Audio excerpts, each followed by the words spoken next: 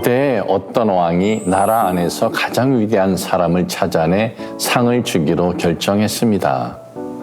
맨 먼저 많은 재산을 가진 한 재력가가 추천되었습니다. 그리고 훌륭한 의술을 갖춘 사람도 추천을 받았고 법률 분야의 높은 지식과 지혜를 갖춘 인물도 청거되었습니다. 또 다른 후보는 경제 분야에서 큰 성공을 거둔 사람이었습니다.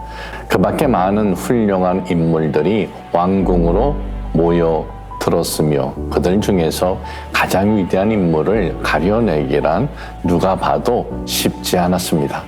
마침내 마지막 후보가 왕 앞에 모습을 나타냈습니다. 그 사람은 나이가 지긋하여 머리가 허연 백발의 여인이었습니다. 하지만 그녀의 두 눈은 아직도 지혜와 이해심과 사랑으로 빛나고 있었습니다. 왕이 물었습니다. 이 사람은 누구인가? 무엇 때문에 이곳에 왔는가? 왕의 수석 신하가 말했습니다. 왕께서는 지금까지 모든 훌륭한 사람들의 이력을 보고 들으셨습니다. 이 여성이 그들 모두를 가르친 학교 교사입니다. 사람들이 일제히 박수를 보내는 가운데 왕이 자리에서 일어나 그녀에 대한 존경의 표시로 왕관을 벗어 그녀에게 씌워 주었습니다. 여러분 중에 혹시 미국의 작가 셰우더 애더슨을 알고 계시는 분이 있으신지요?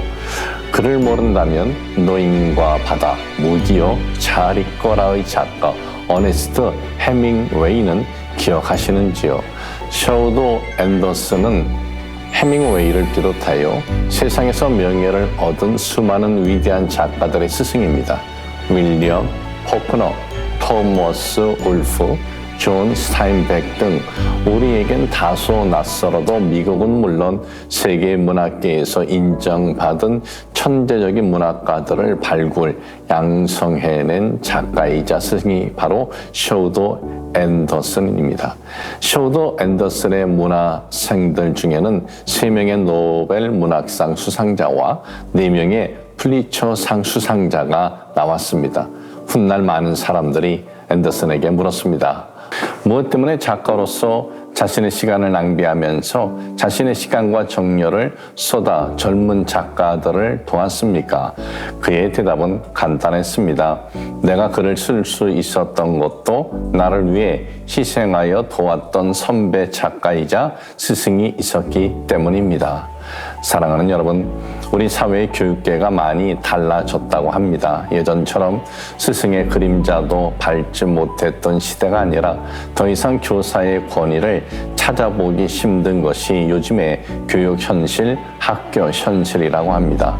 권위주의는 분명 사회에서 사라져야 합니다. 그러나 교사의 권위는 남아 있어야 합니다. 우리의 자녀를 맡아서 교육한다는 자체만으로도 우리는 교육자들에게 크게 감사해야 하고 존중해야 합니다.